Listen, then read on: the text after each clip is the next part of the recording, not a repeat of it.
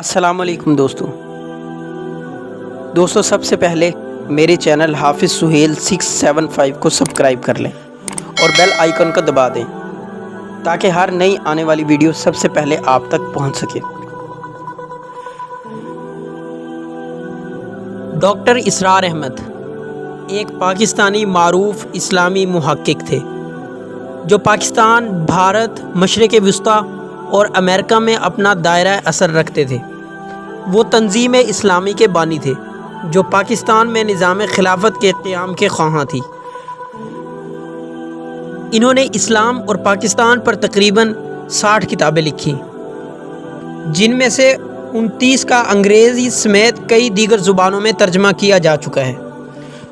1956 میں انہوں نے جماعت اسلامی کو چھوڑ دیا جو انتخابی سیاست میں شامل ہو گئی تھی تاکہ انہیں تنظیم اسلامی مل سکے۔ بہت سے دوسرے سنی اسلامی کارکن احیاء پسندوں کی طرح انہوں نے تبلیغ کی کہ قرآن اور سنت کی تعلیمات اور شریعت کے الہی قانون کو زندگی کے تمام شعبوں میں نافذ کیا جانا چاہیے، کہ خلافت کو ایک حقیقی اسلامی ریاست کے طور پر بحال کیا جانا چاہیے، اور یہ کہ مغربی اقدار اثرات اسلام اور پاکستان کے لیے خطرہ ہیں۔ وہ اس عقیدے کے لیے بھی جانے جاتے تھے کہ عرب سرزمین نہیں بلکہ پاکستان کو نئی خلافت کی بنیاد بننا چاہیے۔ انہیں 1981 میں پاکستان کے تیسرے اعلیٰ ترین شہری اعزاز ستارہ امتیاز سے نوازا گیا۔ ڈاکٹر اسرار احمد 26 اپریل 1932 کو موجودہ بھارتی ریاست ہریانہ کے ضلع حصار کے مغل خاندان میں پیدا ہوئے۔ قیام پاکستان کے بعد آپ لاہور منتقل ہو گئے۔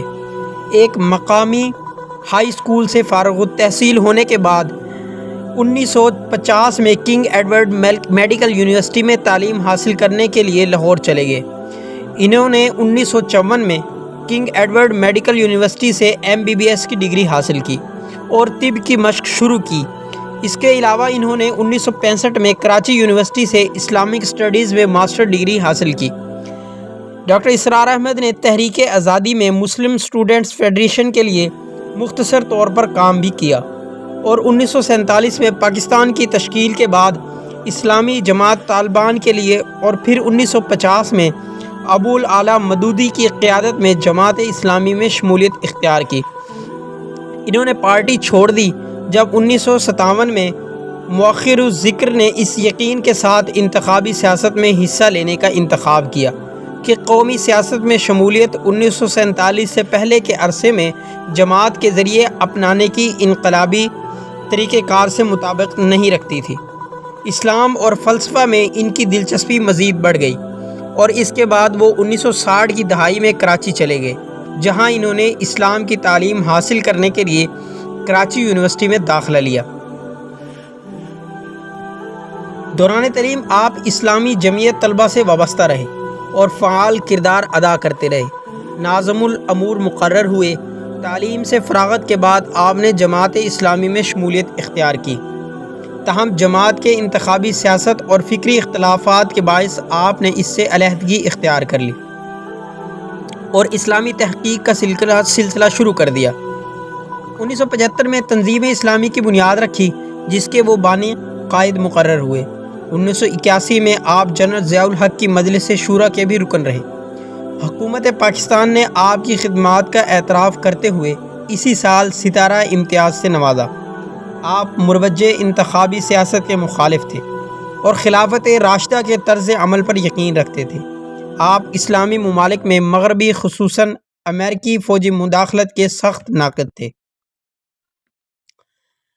تنظیم اسلامی کی تشکیل کے بعد آپ نے اپنی تمام تر توانائیاں تحقیق و اشاعت اسلام کے لیے وقف کر دیں۔ آپ نے 100 سے زائد کتب تحریر کی، جن میں سے کئی کا دوسری زبانوں میں بھی ترجمہ ہو چکا ہے۔ آپ نے قرآن کریم کی تفسیر اور سیرت النبی صلی اللہ علیہ وسلم پر کئی جامع کتابیں تصنیف کی۔ مشہور بھارتی مسلم اسکالر ڈاکٹر ذاکر نائک سے ان کے قریبی تعلقات تھے۔ اسی ضمن میں انہوں نے بھارت کے کئی دورے بھی کیے۔ عالمی سطح پر آپ نے مفسر قرآن کی حیثیت سے زبردست شہرت حاصل کی۔ بلا مبالغہ ان کے سینکڑوں آڈیو ویڈیو لیکچر موجود ہیں، جن کی دنیا میں کئی زبانوں میں تراجم ہو چکے ہیں۔ بلا شبہ یہ کہا جا سکتا ہے کہ انہوں نے اسلام کا صحیح تشخص ابھارنے میں وہ اہم ترین کردار ادا کیا جو تاریخ میں کبھی فراموش نہیں کیا جا سکے گا۔ ڈاکٹر اسرار احمد کافی عرصہ سے دل کے عارضہ میں مبتلا تھے۔ بالآخر مورخہ 14 اپریل 2010 کی شب 1:30 پر 78 برس کی عمر میں اپنے خالق حقیقی سے جا ملے۔ آپ کو گارڈن ٹاؤن لاہور کے قبرستان میں سپرد خاک کیا گیا۔ ڈاکٹر اسرار احمد مرحوم کے پسماندگان میں ان کی بیوہ، 4 بیٹے اور 5 بیٹیاں شامل ہیں۔ ڈاکٹر اسرار احمد نے خرابی صحت کی وجہ سے اکتوبر 2002 میں تنظیم اسلامی کی قیادت سے دستبردار ہو گئے۔ انہوں نے اپنے بیٹے حافظ عاقب سعید کو تنظیم کا امیر مقرر کیا تھا 2002 سے 2020 تک، جس کے لیے تنظیم کے تمام رفقا نے تجدید کی۔ ان کی موت کے بعد ایک بڑے پاکستانی انگریزی زبان کے اخبار نے تبصرہ کیا۔